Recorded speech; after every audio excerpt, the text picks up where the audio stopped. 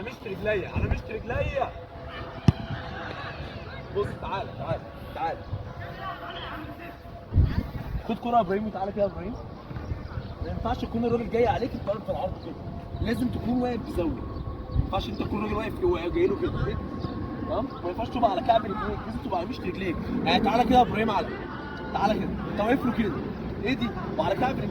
اقف يا ابراهيم، لازم هو الراجل جاي عليك تبقى واقف بزاويه، واقف بجد كده. طب هو هيبقى واقف بمين ليه؟ لما انت تكون واقف كده والراجل يزق الكوره تغير اتجاه جسمك اوسع، فانت لما تكون واقف بزاويه هو جاي عليك اهو، واقف بزاويه، واقف بزاويه على مشط رجليك، يبقى هنا انت بتتحرك اسرع. حاجه ثانيه، لما انت تكون واقف بزاويه كده انت قافل له الزاويه دي، فانت ممكن كده تمام؟ فهو جاي عليك، تعالى كده يا ابراهيم، بس اقف اقف اقف. فانت وانت واقف بزاويه اهو على مشط رجليك انت قافل دي اكتر وفاتحني دي، فانت بنسبه كبيره الراجل هيعدي هنا. عارفين ان في لعيبه حريفه ممكن يعمل بودي فيلم يروح الناحيه الثانيه عادي، بس انا مش هديك حاجه بنسبه 100% تقطع بيها الكوره، مفيش حاجه اسمها كده. مفيش حاجه اسمها اقول لك لو وقفت الوقفه دي بنسبه 100% هتقطع كوره، بس بيبقى ليك اولويه او بيبقى ليك ادفانتج على الراجل ان انت تقطع منه الكوره لما انت تكون واقف على مشط رجليك واقف بزاويه. تاني جسمك تانيه صغيره، ليه تاني جسمك تانيه صغيره؟ عشان التغيير اتجاهات جسمك، لما انت تبقى عامل كده وهو يروح بسرعه غير اتجاه جسمك بتبقى انت ثابت على الارض اكتر، على عكس انت تكون واقف بطوله.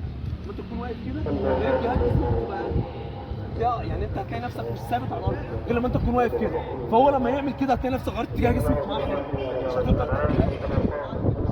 فانت واقف على واقف بزاويه. اول لما هو يبتدي يتحرك مثلا هو لو دخلت الكوره هنا بتتحرك معاه وتحط جسمك معاه بتسبق معاه. يعني تعالى معايا كده يا ابراهيم، تعالى يا ابراهيم تقف على مشط رجليك بزاويه اهو، بزاويه ازاي؟ اول ما تفتح له دي تحط جسمك معاه، تحط جسمك معاه على طول، بتضغط عليه تحط جسمك معاه. يلا بينا نجرب.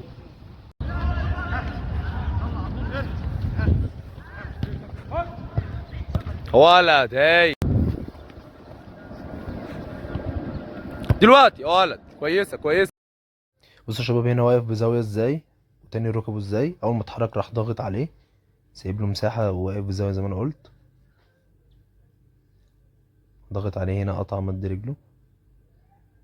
بس هنا فان دايك لو لاحظت ان هو كان تاني ركبه اول لما قرب منه عشان يقدر يعمل بالانس لنفسه اعلى. بص هنا تاني ركبته اهو، قفل عليه الزاويه خالص.